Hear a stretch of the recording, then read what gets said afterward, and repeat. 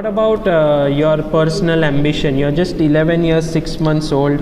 What do you want to do when you grow up? I want to become the youngest world chess champion. Hey guys, let me tell you a very dramatic, a very exciting story, the life story of Gukesh Dommaraju. You've just seen the video, his interview when he was just 11 years old and he has just won the Under-11 Indian National Chess Championship.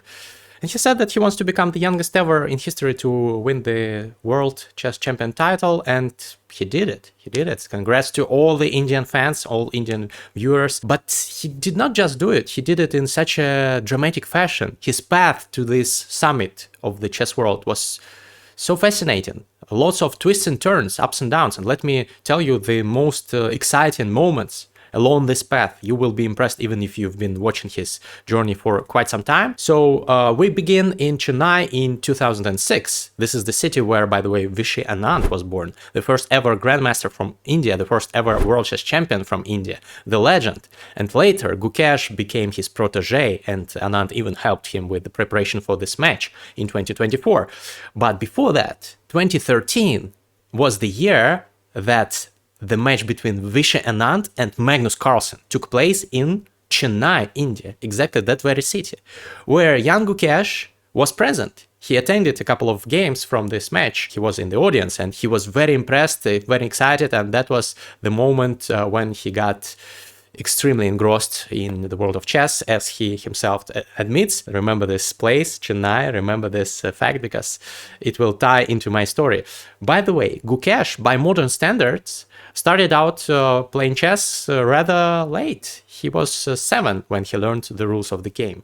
Because nowadays, you know, these stories, sometimes people at 3-year-olds play competitive chess tournaments, and 5-year-olds already can defeat like strong players, 10-year-olds defeat grandmasters, and Gukesh started out when he was just 7, but he had a very fast climb. He broke many records. He used a very unusual technique to do that.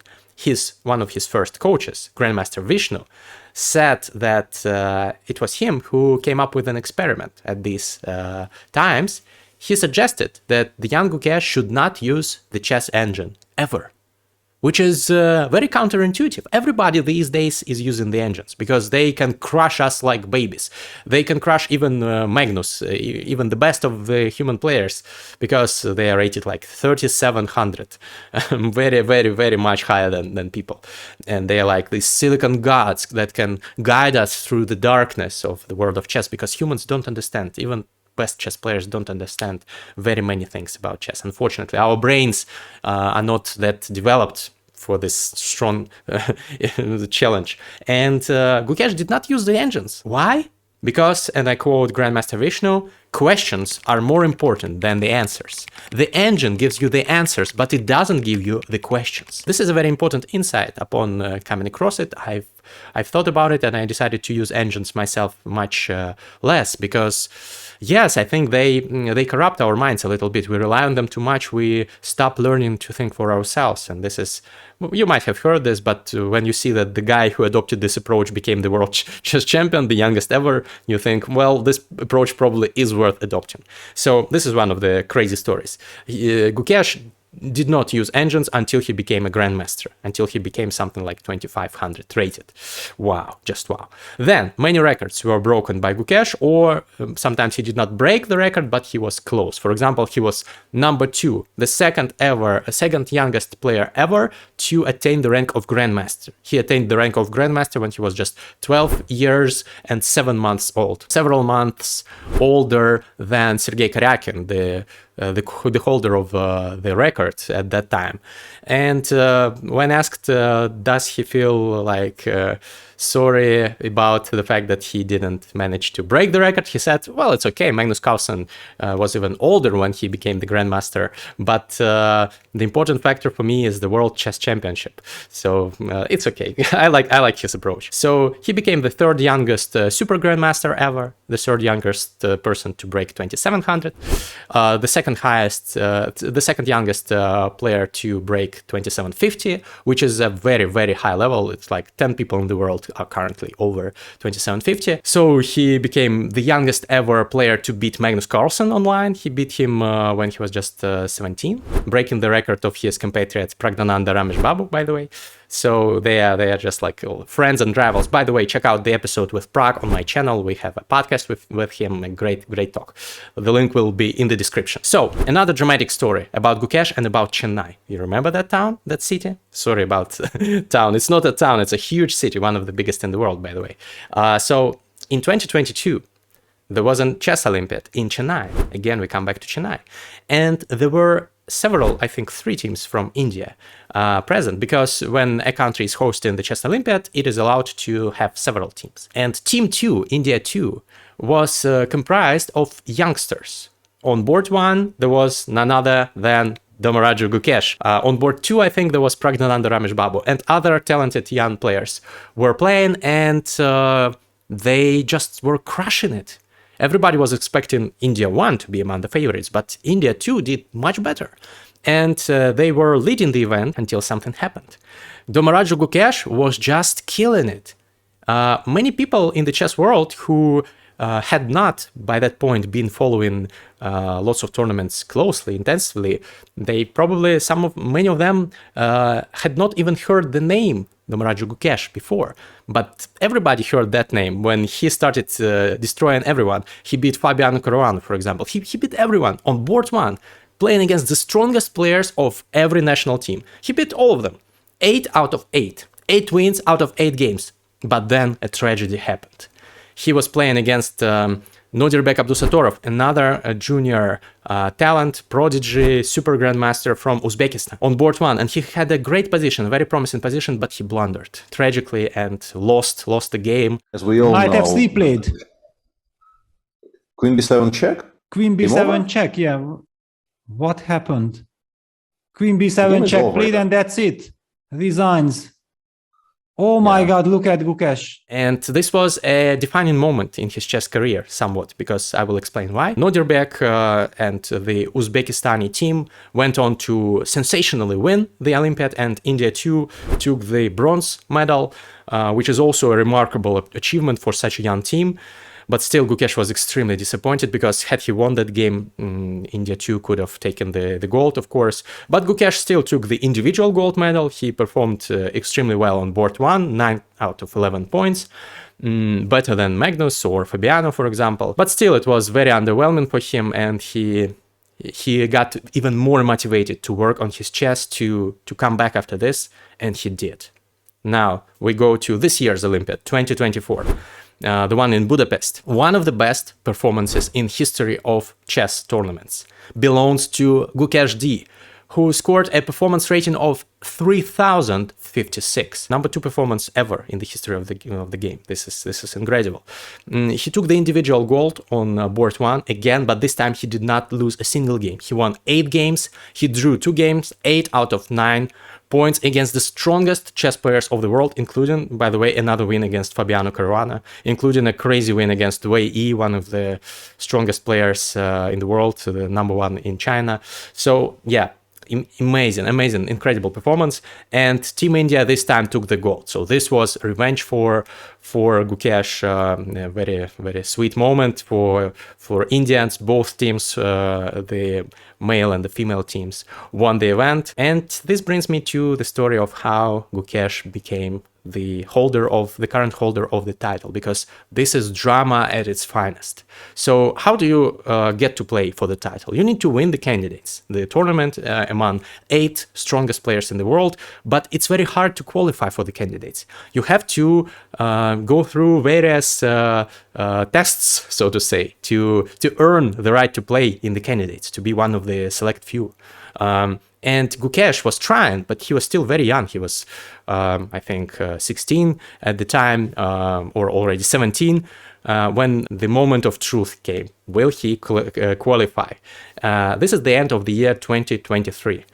And there is one way left for Gukesh to qualify, the FIDE circuit. What is the FIDE circuit? The FIDE circuit is the sum of your results during the selected year in chess tournaments. If you play extremely well across various events, win several chess tournaments within 1 year, you get points for winning every tournament. The better, the stronger the tournament is, the more points you get.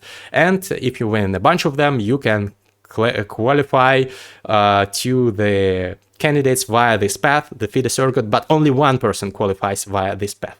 And there are very many top grandmasters who play a bunch of very strong events. So it's difficult. It's extremely difficult. It's probably one of the hardest ways to qualify. And Anish Giri in the year 2023 was the favorite to take this spot because he won a number of strong events. He won Vaikanze, Tata Steel, probably the strongest super tournament in the world. And he won some other events. He did very, very well in that year. But there were still 3 weeks to go until the end of the year. And India announced a new tournament. Where was it held? Can you guess? The name of the city? This is Chennai. Yes, you're right. Chennai Grandmasters tournament, a new tournament in India with very strong lineup of players, including, I think, 2700 plus rated players, including Arjun Regaisi, by the way, the guest of my podcast, including Levon Aronian, another guest of my podcast. Check out, all the links are in the description, including other strong players. Average rating was above 2700 for players in this tournament. And Gukesh needs to win this tournament to qualify, to overtake Anish Giri in the FIDE circuit, and he does it. He does it. I felt sorry for Anish. He's also like one of my favorite players, also guest of my podcast. But it felt bittersweet at this moment because Gukesh earned it. He won this tournament. He overtook Anish, and he earned the right to play in the candidates at just 17. And the rest is history. That is also history, I think. That will be written in history books. I think people will make movies about it. I think Netflix definitely should make a documentary about it. I think the Indian cinema companies probably are already making movies about it. And the candidates also, it was such a fascinating story because Gukesh, nobody expected, well, probably people expected him, some people, his fans expected him to win, but experts did not expect him to win. Magnus said that he's like the underdog. Gukesh is the underdog. Either Fabi or Nepo or Hikaru or maybe Alireza should win. But Gukesh avoided all the pitfalls. He played an incredible tournament. He scored 5 wins, just 1 loss. Very fighting chess, and he overtook everyone. Hikaru, Nepo, Fabi. He gave them practically no chances, and yeah, he qualified. He was the youngest ever player to win the candidates, and then he qualified. And everybody was saying, okay, now he should become the youngest ever world chess champion, because Din, who had the title at the time, was in terrible shape. He did not play good chess. But then the match starts and Din wins in game 1 with black. This was crazy. Everybody was like, what the hell? Is Din back? Maybe he was like pretending to be weak prior to this match to like manage the expectations and then strike at the exact moment when nobody is expecting. But then Gukesh retained his composure. It's very important, the psychological factor in chess. You should always think about psychology when you think about chess, because it's not just like a game of who knows chess better, but it's also a game of who plays chess better, who can perform at the board, who can overcome any hurdles, psychological hurdles, and motivate him or herself. So this is very important. And Gukesh is definitely the world chess champion in all aspects officially, but he's definitely the champion in the mental area, because he managed to come back and get the title, put pressure on Din, even though Din was doing a great job in most of the games. But finally, he collapsed in the last game. He made that blunder. Many people say, "Oh, he blundered. It's not a proper win for Gukesh." Yes, it is a proper win for Gukesh, because anytime you win a chess game is when your opponent makes mistakes. You cannot win a chess game if your opponent makes no mistakes. Then it's a draw. Chess is a drawn game if nobody makes mistakes. So anytime anyone loses a game, they make mistakes. So this logic, I think, should disprove this criticism of Gukesh. Gukesh is a well-deserved world chess champion. I congratulate him and his fans, and I'm sure he has an even brighter future in chess. And Please write a comment if you like this dramatic story and if you've been following Gukesh and rooting Gukesh for quite some time. And if you are new to chess, please also write a comment. I'm interested in finding out more about my audience. Don't forget to hit the like button, to subscribe, and see you in the next one, guys. Bye-bye.